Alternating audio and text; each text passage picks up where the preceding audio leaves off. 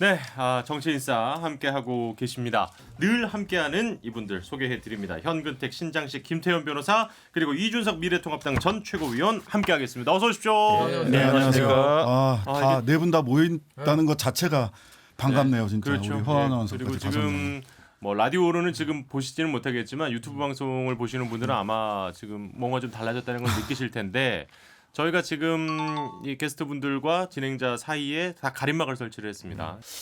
오늘 첫 본격적인 이야기의 주제, 뭐 시작부터가 이제 코로나 상황이 워낙 엄중하다 보니까 좀 걱정스러운 이야기를 꺼내게 됐는데 통합당과 코로나와 관련해서 오늘 이제 또 여론조사 결과가 나왔어요. 다시 격차가 13%포인트 정도로 다시 벌어졌더라고요. 양 여당과 야당, 제1야당의 차이가. 이게 많은 또 어쨌든 국민들이 보시기에는 이 코로나 시국과 무관하진 않다라고 좀 보여지기도 하는데 느끼기에 정광훈 목사를 이 정도로 세를 불린 데에 황교안 전 대표를 비롯한 미래통합당의 여러 정치인들이 연관이 없느냐 그렇지는 않다고 본다는 게 상당히 좀 많은 국민들의 시각인 것 같아요. 그게 제가 볼 때는 이번 여론조사에도 어느 정도는 반영이 됐다고 보이고 그러니까 저는 이거를 어떻게 좀 정리를 할 수 있을까요? 미래통합당 입장에서는 상당히 좀 곤혹스러운 문제인 건 사실인 것 같습니다. 저는 이분들이 뭐 감염됐다고 해가지고 이렇게 뭐 죄가 있다 이런 건 아닌데 네네네네. 이렇게 표현하고 싶은 게 뭐냐면은 결국에는 서로 자주 만나는 사람들끼리 자주 소통하는 사람들끼리 비슷한 생각하는 사람들끼리 지금 감염 경로가 사실 겹칠 수밖에 없는 거거든요. 잘 보시면 지금 뭐 주옥순 씨, 예, 그리고 뭐 차명진 의원, 전 의원, 전 의원, 그리고 정광훈 목사, 그리고 뭐 신혜한수 진행한 신혜식 씨, 뭐 이런 분들 다 걸렸어. 이 걸린 분들하고 그러니까 안 걸린 통합당 쪽 사람들하고 그러니까 다른 거예요. 서로 평소에 교류가 없는 거예요, 별로. 그러니까 또 그걸 또 그렇게 아니야 교류가 잦았으면은 실제로 뭐 밥을 먹거나 아니면 실제로 뭐 만나서 이야기하고 이랬으면은 사실 이쪽으로도 그게 넘어와야 되는 거거든요. 그러니까 저는 뭐 이분들이 각각 개별 경로는 다르겠지만은. 그러니까 통합당의 대다수 인원들 같은 경우에는 집회도 참여 안 하고 그분들과 소통 안 하고 이런 상황이고 아까 제가 말했듯이 차명진 의원 같은 경우에는 저희한테 선전포고를 했다니까요. 간담을 서늘하게 해주겠다고 가셨기 때문에 저는 이런 부분에 있어가지고 저희가 뭐 논리적으로 설명하지 못할 건 없지만은 다만 지금 제가 얘기하고 싶은 거는 그래서 이제 그 적극적인 언사가 필요하다 이렇게 보는 것이 아까 얘기했던 것처럼 이분들 저는 가장 놀랐던 게 유튜브 하시는 분들은 지금 병원 들어가서도 유튜브 하고 계시더라고요. 그렇더라고요. 병원 들어가서도 그분은 거기서도 무슨 마이크 뺐으면 가만 안 두겠다 이러고 막 이런 사람들이 있는데 저는 사실 이게 이분들이 뭐에 그렇게 집착하는가? 사실 사람이 내가 코로나라는 어쩌면 가벼울게 넘어갈 수도 있지만은 또 목숨까지 잃을 수 있는 질병에 걸렸는데 거기서 유튜브 마이크를 놓지 않겠다고 하는 것 자체는 그거 자체가 이미 뭐 이념과 모든 걸 넘어가지고 거기에 완전히 몰두한 거거든요. 과몰입 상태예요, 과몰입 상태. 내가 구독자들에게 말을 해가지고 그 사람들이 내 말에 환호하고 그리고 자기가 만들어낸 내용들에 대해 가지고 사람들이 반응하는 것에 내 건강보다 중요한 거 아니에요 보면은. 저는 그 단계가 됐으면은 이분들이 얼마나 위험한 상태에서 방송하고 있는지 이제 그 방송 보시는 분들도 좀 알아야 된다. 저는 이런 생각을 하고 저는 사실 정광훈 목사 같은 경우에는 이제 뭐 바이러스를 이제 풀어놨다 뭐 이런 얘기도 하고 이렇게 하는데 사실 진짜요 정광훈 목사가 주장하는 것처럼 여권 인사가 사랑제일교회 가서 바이러스를 전파시키려고 하는 능동적인 행동을 했다 하잖아요. 이건 탄핵 사유입니다. 봤을 때 국가적인 그 재난 상황을 만든 거 아닙니까 정치적인 목적으로. 그러면 그 정도 엄청난 주장을 하려면은 최소한의 개연성이 존재해야 되는 거거든요. 근데 부정선거 담론도 그렇고 이것도 그렇고 정말 앉아가지고 제가 이분들의 주장을 공부해 보려고 해도 내용이 없어요 보면은. 그러니까 보면은 그냥 이게 매번 이제 보수 진영에서 김어준 씨 비판하면서 왜 중간에 내용이 뭐 논리가 없고 이렇게 뭐 냄새가 난다 이런 거밖에 없느냐 얘기하는데 사실 이번엔 냄새도 안 나요. 제가 봤을 땐 이거는. 그러니까 저는 이런 것들에 대해 가지고 확고하게 단절할 필요가 있다. 저는 그래서 저랑 하태경 의원만 맨날 이런 센 얘기해가지고 저희가 완전히 역적까지 돼버렸는데 사실 저희가 지금까지 계속 옳은 소리 하고 있었다는 걸 이번에 느끼고 이준석 최고는 저렇게 얘기하는데 이제 당의 지도부에 계신 분들은 특히 뭐 김종인 비대위원장 같은 경우에는 뭐 당원들이 자유롭게 갈 수 있는 거 아니냐. 그렇죠. 그럼 주영 원내대표도 뭐 좀 문제는 있어 보이는데 그런 분들이 뭐 그거를 감수하고 갔으니까 그런 메시지를 잘 들어봐야 된다. 그러니까 마치 조영 원내대표는 특히 이제 그 얘기를 하셨었잖아요. 그러니까 이거 뭐 우리 당이 주최했냐, 뭐 이런 얘기를 또 하셔가지고. 그러니까 민경욱 의원 뭐 지금 말씀처럼 민경욱 의원 같은 경우에는 이제 물론 전 의원이죠. 지금 이제 원외위원장인데 이분이 주최했죠, 사실은. 물론 이제 뭐 당론은 아니라 그러는데 그런 부분을 확실하게 그럼 정리를 해야 되거든요. 우리는 이게 당론이랑 다르다. 이분들이 하는 거는 참여하지 말아라. 이렇게 나와야 되는데 지금 그 당협위원장직을 민경욱 전 의원은 현재 유지하고 있긴 유지하고 하죠. 있죠. 민경욱, 김진태 두 분. 그렇죠. 예, 두 분 예. 유지하고 있죠. 그러니까 그러면 사실은 그러니까 이런 분들이 주최를 하는데 또 거기에 뭐 갈 수도 있는 거다. 자유 아니냐라고 그러면 가도 좋다는 얘기거든요. 뭔 얘기인지 들어야 된다 이런 얘기는 그분들이 얘기하는 거 잘 경청하십시오 하는 얘기잖아요. 그러니까 저는 그렇게 메시지가 나오면 안 된다라고 봐요. 그건 위험하니까 가지 말아라. 자제해달라. 그리고 사회적 거리두기 준수해달라. 이렇게 얘기해야지. 거기에 뭐 가는 건 자유 아니냐. 이렇게 얘기하는 건 저는 좀 문제가 있다. 그러니까 이게 한 입에 톡 털어 먹는 게 사실 최근에 지지율 올랐다 그래가지고 슬슬 분위기가 뜨는 게 보여가지고 제가 그때 얘기했던 불안하다 게 얘기하셨죠. 제가 아무것도 한 일도 없는데 저쪽에 실체 부인해가지고 지지율이 오른 상황 불안하다. 그리고 슬슬 저한테 메시지 오는 거 보니까 쎄하다.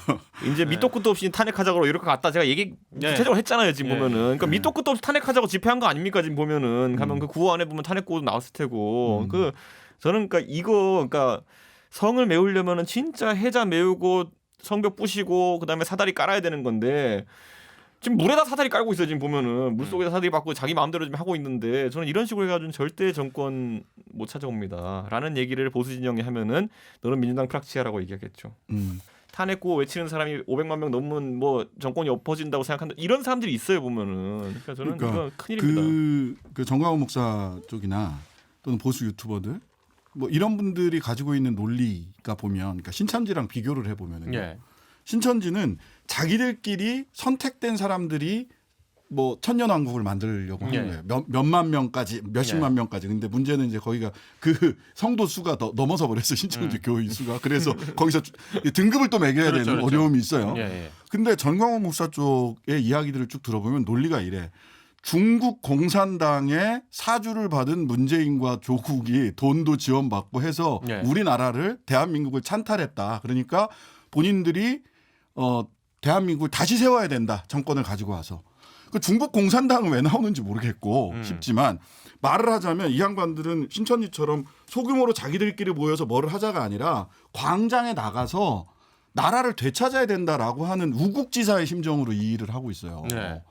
그러다 보니까 근데 그런 우국지사의 심정으로 이야기를 하는데 과거 뭐 현재와 과거 뭐 좀 달리 얘기를 해볼 수도 있겠지만 뭐 황교안 대표를 비롯해서 제1야당의 유력 정치인들이 가서 당신들의 그 우국 심정을, 우국 충정을 네. 계속 북돋아 준 거예요. 그래서 정광훈 목사가 무슨 그 아스팔트 우파의 아스팔트 보수의 상징처럼 아이돌처럼 이렇게 올라갔죠. 이런 부분에 대해서 문재인 정권을 비판한다라는 이유만으로 중국 공산당의 돈을 받아 뭐 정권을 찬탈했다라는 식의 인식을, 정치에 대한 인식을 그렇게 하고 있는 분들과 조금 더 단호하게 선을 그어야 된다라는 생각이 들고요. 그러려면 말 이야기하셨는데 뭐 감염의 위협을 무릅쓰고 주호영 원내대표 가신 분들의 목소리 들어야 된다 이런 말씀 저는 정말 제1야당 원내대표가 하셔서는 안 되는 말이다라는 생각이 들고요.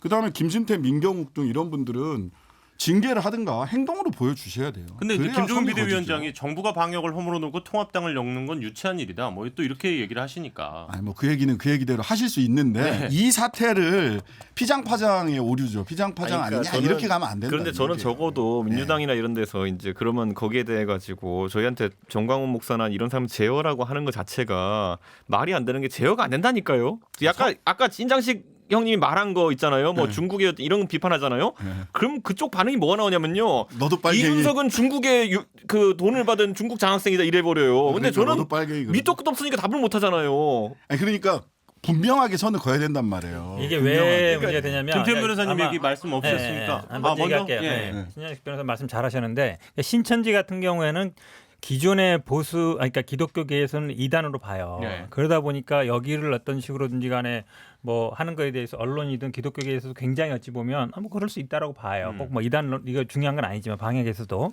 근데 사실은 정광훈 목사 같은 게 다르죠. 예수교 장로회 소속이고. 네. 어쨌든 뭐 지금은 대표성이 좀 떨어졌지만 한기총 회장이란 말이에요. 그렇죠. 그러다 보니까 이게 어찌 보면 이게 보수 정당의 뭐 이게 사실은 뭐 큰 교회 가보신 분 대부분 아실 거예요. 굉장히 대형 교회 많은 분들이 사실은 정광훈 목사와 관련된 분들이 되게 많아요. 그러니까 단순히 종교적으로도 어찌 보면 뭐 이단이거나 이러는 게 아니라 이분이 어찌 보면 지금 보수 약간 기독교계를 대표하는 것처럼 돼 있어요. 그러다 보니까 정치인 특히 미래통합당 이런 쪽에서는 쉽게 정리하기가 힘든 사람이에요.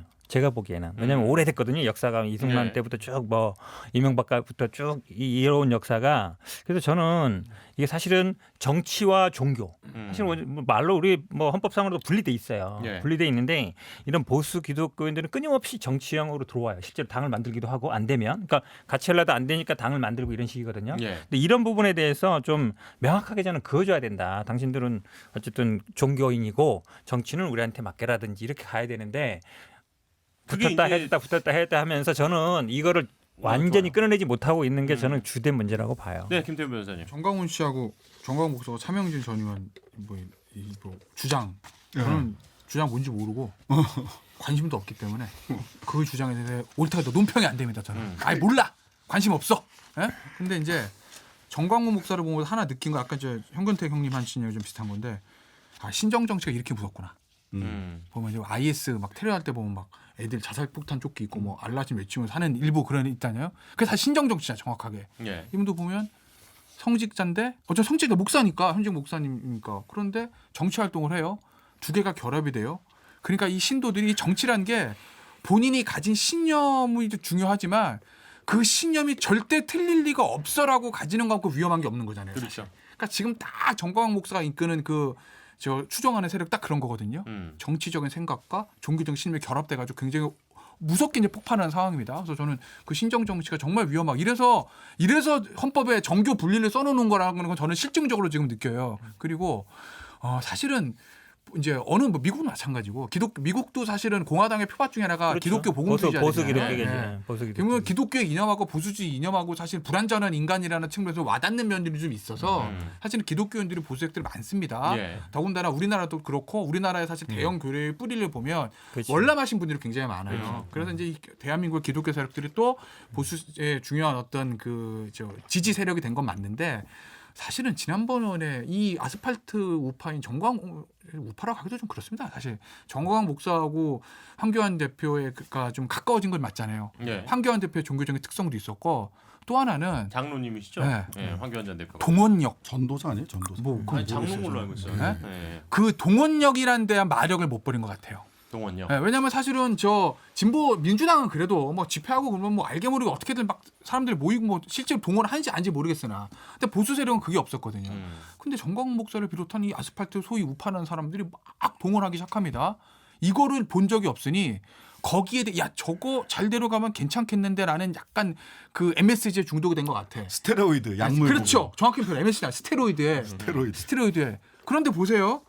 거기에 중독자죠. 저 스테로이드를 하면 내가 약물 도핑만 안 걸리면 기록이 날 거야라고 경기 나갔는데 도핑도 걸리고 기록도 못 냈어요. 그게 지난 총선의 참혹한 결과입니다. 그렇네요. 그러면 지난 총선에서 저희가 괴멸적인 패배를 했는데 얻은 게 두 가지가 있어. 하나는 개파가 없어졌다. 예. 다 떨어졌으니까. 그때 얘기하셨죠. 네, 그리고 예. 두 번째는 아스팔트 우파가 별게 아니란 걸 알았다. 제가 항상 냉정하게 말씀드리잖아요. 어차피 찍어요. 그렇죠. 어차피 민주당 찍을 거야? 안 찍습니다. 그분들은 뭐 이준석 물러가라 무슨 뭐 김무성 물러가라 유승민 탄핵 오적 해도 그래도 찍어요. 현실이니까 투표는. 냉정하게 그거 생각하면 아스팔트 우파 이제 절연할 때가 됐다. 지난 총선에서 그걸 안 거거든요. 예. 근데 아직도 뭔가 잔재는 남아있는 건 맞아. 근데 이 정광훈 목사의 사태가 저는 언젠가 터질다고 보는데 미래통합당 입장에서 보면 명분의 축적은 된 거죠. 당내 차라리 일찍 차라리 터지나. 차라리 형 말씀이 맞는 게 지금도 누군가서 야 무슨 뭐 저 그래도 저 표를 무시할 수 없고 뭐 태극기 세력이 뭐 어쩌고 저쩌고 무슨 뭐 정권 교체 뭐 어쩌고 할 텐데 네. 제가 지도부를 하면 봤지. 저거랑 잘못 적고 우리 한 방에 간다. 지지율 한 방에 지금 20% 거의 까먹게 생겼어. 절연해야 돼 안 해야 돼라는 명분의 축적이거든요. 네. 반개혁 세력의 저항을 뚫고 개혁을 돌파하는데 제일 중요한 게 명분입니다. 이거보다 더 좋은 명분은 없어요. 물론 방역지라는 측면에서 뭐 안타까운 일이지만 이 정치공학적으로 미래통합 당내 사정만 보면 예. 그래서 저는 이번 기회에 저는 뚫고 나갈 수 있을 거라고 보고 그리고 김종인 주호영 원내대표하고 김종인 위원장은 좀 달라요. 그러니까 주호영 원내대표의 그 말 저는 이제 다 들었거든요. 저도 이제 방송 인터뷰하는 거 보면 뭐 그래도 그 메시지는 뭐 새겨 들어야 됩니다. 뭐 어쩌고 저쩌고. 근데 주호영 원내대표가 굉장히 합리적인 분이고 양반인데 굉장히 본인에게 죄송하신 분의 말씀이지만 대구에서 판사를 오래 하시고 예. 대구에서 사선을 했던 분의 한계는 있어요 분명히. 저는 그렇게 봅니다. 전 예전에 그래요. 민주당도 호남 중진하고 수도권 초재선 달라요. 예. 통합당 마찬가지입니다. 영남 중진하고 수도권 초재선 달라요. 영남의 중진의 한계는 보인다. 그 중에 하나가 지금 말씀하셨던 그 뭐죠? 이 정광훈 목사에 대한 발언이에요. 근데 감염의 위험을 무릅쓰고. 그래도 김종인 비대위원장 그 얘기는 안 하거든요. 정부에서 자꾸 민주당에서 통합당 쪽으로 자꾸 책임을 하니 그걸 차단해서 참 정치 유치하게 한다라고 그 특유의 한마디로 정리를 하고 방어박을 치는 거지. 이 정광훈 목사를 옹호하는 얘기는 아니에요. 그리고 김종인 비대위원장 얘기 들어보면 이 얘기 있잖아요. 그 장외 집회 왜 해? 뭐 장외 집회로 정권 바꿔? 선거로 바꾸는 거지? 선거 임기면데 그게 그 사람의 본인의 기본적인 마인드이기 때문에 저는 김종인 비대위원장이 버티고 있는 한 올 10월에 있나요 당부감사? 그렇죠. 네, 거기서 아마 김진태, 민경욱 두 사람한테 정리될 거라고 보고 다 정리할 겁니다. 네, 그러면은 여기서 제가 두 분께 좀 물어보고 싶은 건 아까 이제 정확하게 선긋게 하는 게 낫다. 좀 구체적으로 뭘 어떻게 해야 되는 겁니까 그러면? 일단은 아까 좀 말씀드린 것처럼 그러니까 지도부에서 그러니까 물론 뭐 이준석 최고위원도 굉장히 거기서 뭐 중요한 위치를 차지하고 있지만 예. 사실 지도부에 있는 게 이제 어찌 보면 뭐 당 대표, 원내대표거든요. 그 다음에 대변인 이 예. 정도예요. 어쨌든 밖으로 이제 공식적인 메시지를 입장이 나오고 내는 그렇죠. 사람이. 메시지를 내는 사람이 예. 그런 분들이 명확하게 얘기하는 게 낫죠. 여기는 뭐 어쨌든 위험이 있기 때문에 예. 자제해달라, 가지 말아달라 이렇게 딱 내야지. 지금 뭐 뒤늦게 나오는 거잖아요. 이제 와서 결과적으로 보니까 뭐 잘못됐던 것 같다. 이런 식의 나오는 거는 제가 보기에 좀 적절하지 않죠. 제가 보기에 이제 명확하게 선을 그어야 된다는 두 가지인데 하나는 그러니까 야 미래통합당하고 정광훈 목사하고는 아무 관계가 없다. 엊그제 조수진 대변인이 아무 네. 관계도 없고 뭣도 없고 막 너무 다 잘라서 이야기를 했어요. 근데 아무것도 없다를 믿기가 어렵거든요. 사실 예, 그 전에 예. 너무 같이 찍으신 근데 사진이 많아가지고. 왜 안 믿어 그러니까 저는 정광훈 목사 살면서 딱 한 번 봤어요. 네. 아니, 그것도 그 손학규 얘기를 대표랑 하려고 인사를 하는 게 왔는데 아니, 그러니까 그건 이준석 전 최고 말고 그 어쨌든 같이 그날 찍은 사진이 한두 장이 아니잖아. 그분 정광훈 지난 지도부 황교안 그렇죠. 대표가 자, 그런 봐봐. 거라고. 그러면 근데 엊그제 미래통합당 그 김종인 비대위원장이 5.18 묘역 가서 무릎 꿇었어요. 네. 그게 왜 개인적인 사죄를 하려고 간 게 아니라 자기가 국보위원 했다고 해서 무릎 꿇은 거 아니에요. 물론 개인적인 것도 있겠지만 소위 미래통합당으로 대표되는 과거 자유한국당이나 등등등 보수 진영이 5.18을 대하던 태도에 대해서 본인이 상징적인 행동을 하고 사과를 한 거라고. 그러면 미통당은 그런 적 없어요가 아니라 이전의 전신인 이런 그 자유한국당 시절에 이런 일들이 있었던 점에 대해서 이렇게는 안 된다. 미래통합당은 앞으로 그렇게 하지 않겠다라고 정확하게 절연을 하는 게 맞다. 아니, 그다음에 뭐 당무감사가 있다고 하는데 당무감사 이전에라도 김진태, 민경욱 의원 등 지금 전 의원 등 지금 이준석 전 최고가 말씀하신 당의 당론과 전혀 다른 방식으로 지금 정치적 행동을 하는 분들에 대해서는 뭐 아니, 징계를 할 수도 있는 거고 그러니까 당무감사 때 날릴 수도 있고 이렇게 행동으로 보여줘야 된다. 오히려 이런 말씀입니다. 당무감사는 정무적 판단이 가능한데 뭔가 제명이라든지 윤리위원회 같은 경우에는 법적인 판단이 들어가는 부분이에요. 예를 들어 민경욱 의원이 무슨 뭐 집에 문 장도리로 뜯었다 그래가지고 그게 무슨 뭐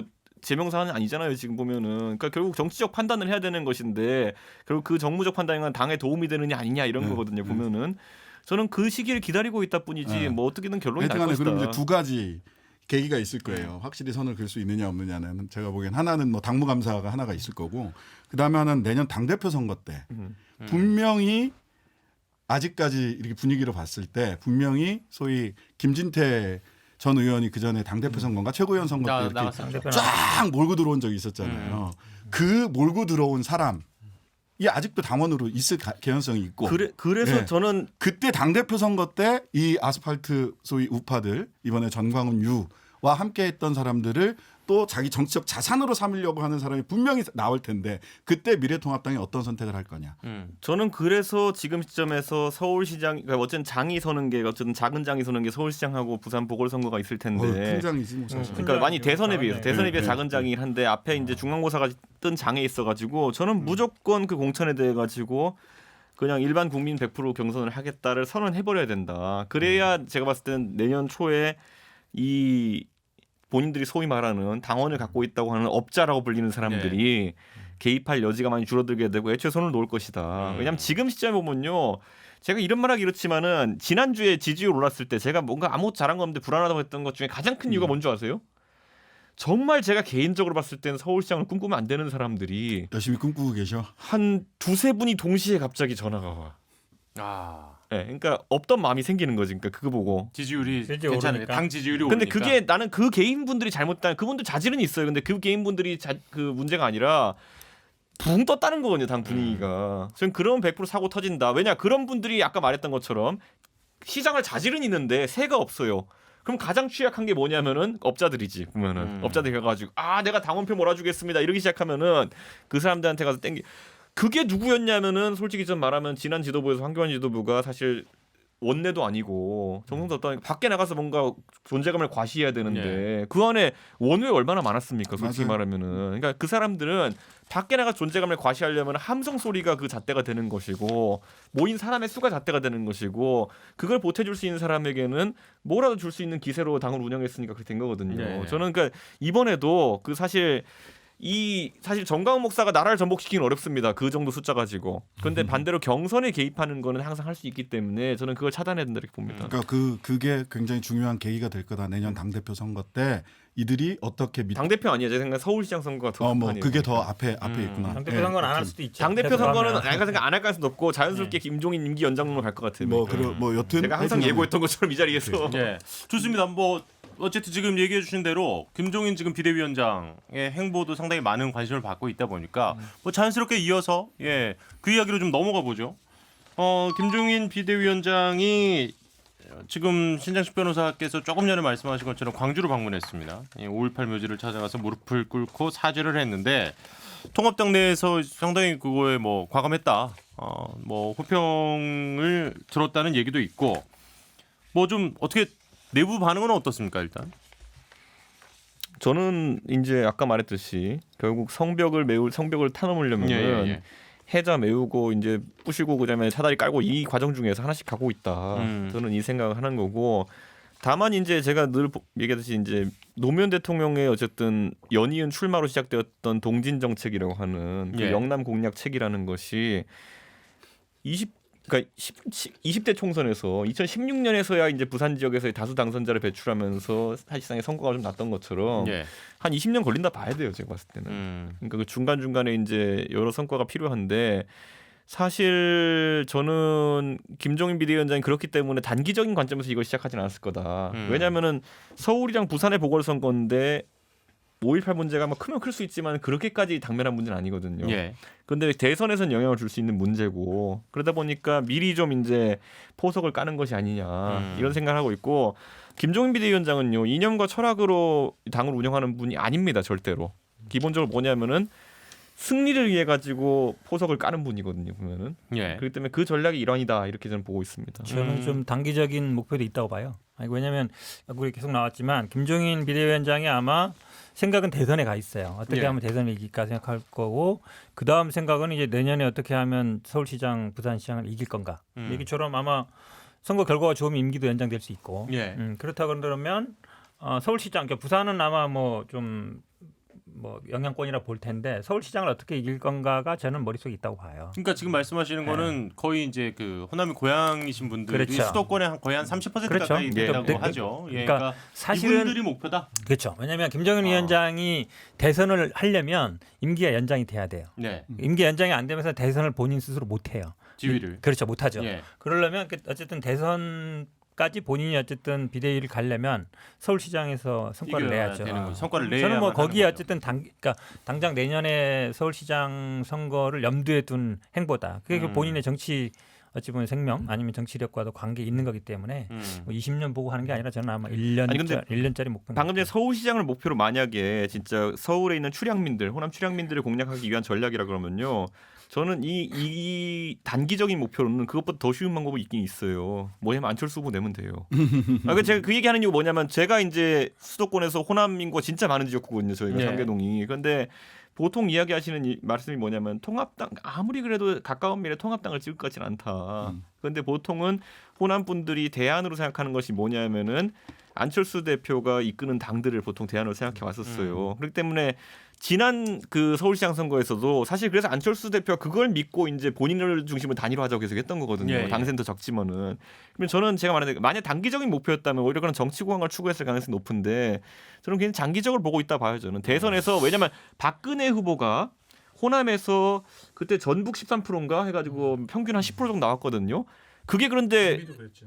거의 안 나왔어요. 그 전까지는 MB도 7%이 정도밖에 안 나왔을 근데 거예요. 우리 이준석 최고가 정치감은 있다고 보는데 여기서 네. 갑자기 안철수가 뭐 나오면 호남 분들이 지지해 줄 거다 얘기하는 거는 아니 제가 그러니까 보기에는 이게 약간 말이 다른 게 뭐냐면 왜냐면 사실 호남 국민의당이 영향력이 있을 때는 모르겠는데 지금 사실은 안철수 대표 나오면 호남 분들이 오히려 더 안 찍을 것 아니요. 그게 뭐 이렇게 말하면 안철수 대표를 좋아서 찍는 사람보다도 문재인 정부가 정말 싫어졌을 때 그래도 통합당은 못 찍겠다는 사람들이 있어요. 그 사람들한테는 안철수가 항상 그렇다고 해서 대안이 되는 안철수 거죠. 찍어주나? 그 사람들은 안철수는 찍을 수 있다예요. 그 사람들은.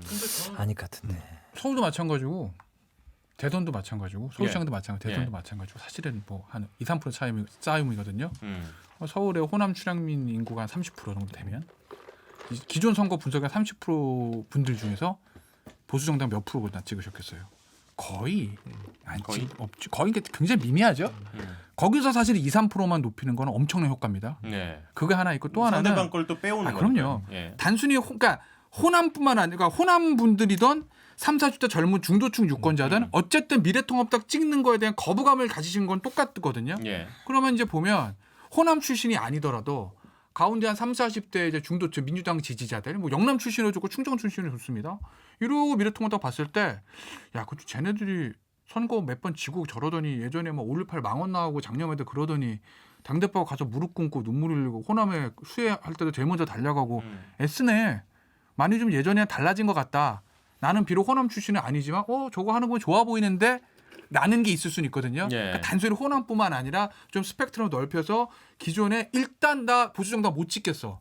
비호감도 워낙 높았으니까 예. 미래통합당 싫어하는 안티 이 통합당 한 유권자분들한테 조금 마음을 얻어올 수 있는 저 계기가 돼서 저는 김종인 비대위원장이 굉장히 잘하고 있다고 보고 예. 저도 뭐 아까 이준석 의원의 말에 하나 동의하는 거 내년에 당대표 선거 안 할 겁니다. 하면 안 돼. 그냥 가야 돼요. 더 이상 서울시장 결과 어떻든지 간에 예. 서울시장 질 수도 있어요. 근데 제가보다 크게 지진 않을 거거든요. 저도. 그러니까 서울시장, 부산시장 재보궐 그다음에 대선까지 예. 지금 이거를 이끌어갈 수 있는 이슈를 선도하면서 그걸 민주당과의 정치 싸움에서 지지 안 하면서 할 수 있는 사람은 지금 김종인 위원장 말고 없어요. 그냥 가는 게 맞습니다. 제가 봤을 때. 알겠습니다. 일단은 지금 얘기해 주신 내용을 보면 그러니까 어쨌든 김종인 위원장의 행보들이 지금 미래통합당에 말씀해 주신 되게 저는 중요한 지적인 것 같은데 호감도를 높이는 것보다 비호감도를 떨어뜨리는 데는 지금 효과가 좀 있다고 지금 판단을 하시는 것 같고. 네, 맞습니다. 예, 신 변호사님. 저는 이게 김종인 위원장 행보 광주 내려갔던 거 호남 쪽 갔던 게 양수겸장이다라는 생각이 드는데요. 하나는 내년 서울시장 선거에 포커스가 맞춰져 있는 게 맞죠, 사실. 예. 그래서 수도권에서 어쨌든 간에 비호감도를 떨어뜨리거나 아니면 호남 출향민들의 마음을 얻건 간에 당장 걸려 있는 게 그런데 실제 대선까지를 놓고 생각을 해보면은요. 서울시장은 그럴 수 있다 쳐. 대선까지를 놓고 생각을 해보면 미래통합당에서 그래도 거론된 후보들 중에 호남에서 김종인 비대위원장 아니라 미래통합당 전체가 나서서 호남에 구애를 한다고 해서 2년도 안 남은 대선에서 호남 쪽에서 박근혜 전 대통령만큼 득표를 할 수 있는 사람이 있는가. 저는 내년 서울시장 선거에서 일정하게 김종인 비대위원장의 체계에서 김종인 비대위원장이 서울시장 선거에서 성과를 낸다면 예. 그 다음에는 바로 김종인 대망론이 나올 거라고 생각이 돼요. 대망론. 안 한다니까요. 그건 봐야 돼. 그래서 양수겸장이라는 거예요. 그걸 지금부터 얘기할 필요 없죠. 근데 호남에서 10%를 박근혜 전 대통령만큼 표를 얻어올 수 있는 사람이 누구냐? 호남 출신인 김종인 비대위원장 말고 사실 눈에 띄는 사람은 잘 없어요. 지난 회였죠. 우리 얘기 나눴을 때 이재명 지사 얘기를 하면서 이재명 지사가 가장 무서운 게 경남에서 표를 빼올 수 있는 지금 현재 여당 측 인사다. 네. 그럼 또 반대로 지금 신 변호사님의 분석은 김종인 비대위원장이 만약에 이제 야당의 대권 후보급으로 나온다면 지금 호남 쪽을 공략했을 때 어느 정도는 통할 것이다. 그렇죠. 그렇게 해서 서울시장 선거를 딛고 그 다음에 지금부터 그거를 명확하게 갈 필요가 없어요. 서울시장 선거 이후에 당권도 가지고 있고 그다음에 자연스럽게 저는 서울시장 선거에서 김종인 비대위원장이 성과를 낸다면 자연스럽게 우리 호남에서 표 얻을 사람이 누구냐 이 당을 여기까지 정상화시킨 사람이 누구냐 하면서 대망론이 나올 수밖에 없다라고 생각이 돼요. 그거를 김종인 비대위원장이 계산을 안 할까? 나는 여기까지만 딱 올려놓고 그만둘 거야라고 생각하지는 않을 거예요. 근데 제가 일단 지금 얘기했잖아요. 본인은- 그날 시나리오가 가동되려면 어떻게 되냐면요. 예. 딱 한 가지 전제 조건이 뭐냐면 한 2년짜리 개헌 대통령 하겠다는 얘기는 나올 수 있어요. 근데 그거는 일반적인 대통령 시나리오랑 굉장히 다른 시나리오예요. 보면은. 그러니까 개헌만을 목적으로 하는 2년짜리 임기 단축형 개헌 대통령 하겠다 정도는 글쎄. 예전에도 아이디어처럼 나왔던 얘기고 근데 그거 이상으로 가진 않을 거라는 게 저는 확실하다 보고 결국에는 그 아까 뭐 수도권 출향민 이런 얘기했지만은 대선이 저는 맞다 보는 거예요. 결국 보면은. 근데 네. 그건 본인이 출마할지는 약간 별개의 문제지만은 아까 말했던 것처럼 이 구도화에서 우리가 그냥 일반적인 선거를 치렀을 때 항상 PK가 주목받았던 이유는 뭐냐면은 PK에서 민주당이 40%를 득표하면 이기는 것이고 30%를 득표하면 지는 국면이었어요. 예. 그게 왜냐하면 PK가 가진 그 과거 노무현 때부터 시작됐던 그 득표력에 대한 그 민주당의 작전이었거든요. 예, 예. 그래서 지금도 김경수 대만홍 나오고 이렇게 하는 거 아닙니까? 보면은 영남 후보 나와야 된다 이런 얘기 하는 거 아닙니까? 근데 만약에 호남에서 10%를 넘기는 숫자를 땡길 수만 있다 그러면은 이건 역으로 골치 아파집니다. 그렇죠. 예. 꼭 부산에서 10%더 땡겨오는 게 중요한 사안이 아닌 거예요. 호남에 10%안 잃어버리기 위한 경쟁이 될 수 있는 거예요.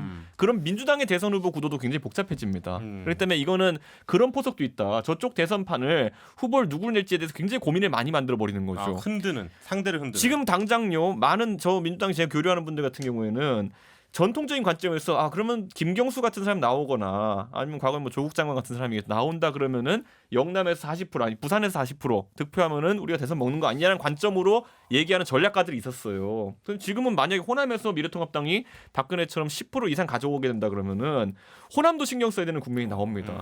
예. 그러니까 그런 측면 때문에 제가 김종인 대망론이 양수 겸장이다. 근데 일단 구석이 김종인 있다. 위원장은 내년 뭐 4월까지였잖아요 원래. 뭐 임기연장 안 하겠다라고 뭐 본인이 직접 얘기를 아유, 하셨는데. 뭐 해달라고 하면 받을 겁니다. 갑자기 이준석 위원장 얘기에 솔깃했어. 그러면 호남을 미래통합당 공략해서 호남의 지지가 높아지면 민주당이 이제 그러면 호남의 중요성. 그럼 이낙연 그렇지. 의원이 그게 나오면 그렇게 끌어낼 수 있는 거지. 대선이 조금 편해지는 건 있어요. 굉장히 죄송한데 이낙연 의원에게 진짜로 근데 저는 제 이재명 생각에는- 지사보다는 이낙연 의원이 저는 수월하다고 네, 봅니다. 미래통합당 저게 과연 어디까지가 정말로 위하는 얘기일까가 아, 그렇죠. 양쪽이 서로 위하는 얘기들이 근데 이제 김종인 이낙연 비대위원 의원 후보가 나와. 나는 모르겠어요. 미래통합당에 지금 거론되는 소위 잠룡이라고 거론되는 분들로 봤을 때 그 면면으로 봤을 때 호남에서 10%를 그나마 노려보고 내가 한번 해보겠다라고 해볼 만한 사람이 김종인 비대위원장 말고는 없다는 거예요. 제가 보기에. 현재로. 네, 현재로서. 저는요. 그래서 그 양수 겸장이다. 그러니까, 정치가 라고 보는 거예요. 정치가 생물이잖아요. 아, 그 어떻게 될지 얘기는- 아무도 예. 모르잖아요. 근데 일단은 제일 중요한 게 내년 4월부터 7월이거든요. 왜냐하면 4월에 서울시장 재보선 있고 서울 부산 7월에 아마 대선 후보 예비 후보. 예비 후보 등록이에요. 예비 후보는. 그럼 3개월 동안 무슨 일이 일어나냐?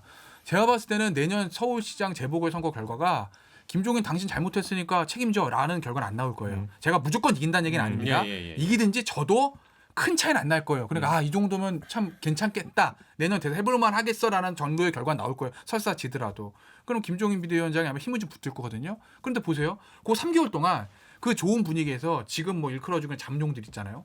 뭐 하다못해 뭐 당내 밖에 있지만 안철수 전 의원도 있고 윤석열 총장도 있고 누구든지 간에 누구 하나 확 한 두 사람 뜨는 사람들이 있으면 김종인 비대위원장이 안 나올 수도 있죠. 뭐 그렇죠. 그런데 예를 들어 지금 구도에서 윤석열 총장은 나 안 나갈 쉽지 겁니다 않아. 하고 지금 다른 저 후보들은 다 2, 3%대 도토리 키재기고 이러면 저는 김종인 비대위원장 쪽으로 힘이 쏠릴 가능성을 배제할 수는 없다. 모르는 거니까. 그래서 제가 여기서 현근택 우리 저 형님한테 꼭 물어보고 싶은 거 있어요. 예. 만약에 미래통합당 후보로 김종인 비대위원장 나오면은 다른 후보들 비해서 두려워요, 안 두려워요? 안 솔직히. 두렵죠. 왜냐하면 물론 이제 호남표 괜히 물어봤어. 아니, 이렇게 호남표 단호하게 바로 10% 기다렸다는 다른 게 모르겠지만 사람에 이분이 사실은 왜냐하면 미래통합당에서 가장 두려운 거는 젊은 층, 어쨌든 민주당의 지지층이 3, 40대 젊은 네네. 뭐 직장 이런 분들이거든요. 수도권에 있는.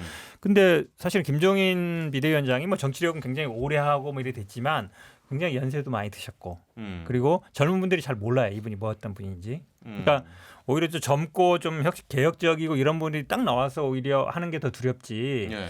김종인 비대위원장이 호남에서 뭐 10% 가져간다 한들 다른 지역이라든지 이런 세대에서는 오히려 더 마이너스일 수 아니 있다. 그러면 저기서 솔직하게 누가 얘기를 들어가요, 해주셨으니까 그러니까 뭐 어느 정도면 조금 신경이 쓰일 것 같으신데요. 아니, 지금 뭐 만약에 김종인 비대위원장이 뭐 대권 지지 하면은 제가 보기에 뭐 5% 안 넘을 것 같은데 그 밑에 아니, 있을 것 그거 같은데. 말고 네. 그러면 어느 누가 정도 인물 두려운가? 누가 아, 누가? 누구라면 좀 두렵겠느냐. 그러니까 민주당 내에 지금은 잘 안 계시니까. 보이지 근데 제가 않고 있어요. 성의있게 그건? 생각 좀 해주고 그래. 어차피 51대 49인데. 근데 제가 봤을 때는 아까 이제 그 미래통합당에서 진짜 대선을 지금도 고민하는 사람들이 있어요. 우리 그 내부에 있는 사람들 있겠죠, 중에서는. 당연히. 근데 그 사람들이 항상 이야기하는 거는 저도 공감한 부분인 게 뭐냐면 민주당이 결국엔 상대가 선발 투수가 왼손이 오른손이냐를 아는 건 굉장히 중요해요. 우리 라인업 짤 때. 그거 옛날에 안 알려줘가지고 골치 아팠잖아요. 요즘은 예고지 하지만은. 예. 근데 그거 모르면 진짜 라인업 짜기 힘들거든요. 그런데 민주당이 과거보다 선택지가 늘어났어요. 그게 뭐냐면은 과거에는 호남 출신 후보냐, 호남표를 받기 적절한 후보냐 아니면은 PK 확장성 후보냐 둘이었거든요. 예. 그건 세 번째 카테고리가 제가 지난번에 설명했지만 수도권. 이상하게 추가된 게 이재명식 후보는 MB식이거든요. 사실 보면 이거는 옛날에 그러니까 이 후보는 굉장히 변칙 그 선발 투입이 하면은 그러다 보니까 이 세 가지 투수 후보가 다 있는 상황에서는 우리가 라인업 짜기 되게 힘들어요. 그러니까 예를 들어 이낙연이 호남형 후보로 나오든지 아니면 김경수가 영남형 후보로 나오든지 아니면 이재명이 나오든지 이거를 알아야 되는 거거든요. 보면은 그럼 지금 대선 대전략을 지금 1년 전에 2년 전에 짜는 사람 입장에서는 하나씩 가능성을 지우는 거 아니면은 그것을 평가하는 게 되게 중요해요. 근데 저는 여기 봤을 때 호남에서 만약에 이번에 미래통합당 이런 행보 사실 할 수 있는 극한까지 가는 거 아닙니까? 당 대표가 무릎을 꿇고 이렇게 하고 있잖아. 이런 것들이 가시적인 성과가 있는지 없는지도 굉장히 중요해요. 미래통합당 입장에서는. 왜냐면 아까 제가 뭐 맞네 그러면. 아니 제가 말했더니 그러니까 아까 제가 말했던 것처럼 뭐 제가 말했죠. 지금까지 통합당 겪어왔던 건 뭐냐면요. 저도 지역에서 이제 얘기하자면은 네가 당만 이게 아니었으면 얘기하는 사람들도 있고, 예. 응? 뭐 예를 들어 우린 그 그래도 얘기는 정의당이 제일 많이 듣는. 그러니까 정의당도 그 한계를 넘어서야 되는 게 있는 건데. 그럼요. 그러려고 제가 열심히 하고 있습니다. 우리는 5.18 때문에 너희를 못 찍어라고 하는 사람도 있고, 예? 뭐 그런 사람도 있잖아요. 그런데 그랬을 때 이걸 뛰어넘을 수 있는 거냐 없는 거냐. 단기전에서 어쨌든 단기적으로 대선까지 타임라인 상에서 이걸 뛰어넘을 수 있냐 없냐에 따라서 우리 당 후보가 누군지 뭐가 중요해? 그러니까- 거기 당 후보 정하는 게 중요해. 아니, 그러니까 우리도 너무 여유 있게 대응하지 마세요. 그러니까 우리도 전략이 많이 갈리는 거예요 보면은. 그러니까 지금 이제 김종인 체제 하에서는 그렇기 때문에 저쪽의 변수를 살피기 위해서 우리가 할 수 있는 호남에 대한 최대한의 노력을 다 하겠다가 지금 네네. 대선 한 1년 반 앞두고는 할 수 있는 전략이라는 거죠. 그래서 여기에 따라서 김종인의 대권 후보다. 만약 여기 따라 제가 단언할게요. 네. 지금 이제 보면 예를 들어 뭐 리얼미터나 아니면 갤럽 기준으로 지지율이 호남에서 우리가 이러다가 뭐 20%에 근접하거나 상회하는 수준이 나온다. 물론 대선 때 득표 이렇게 나오지 않겠지만은 예.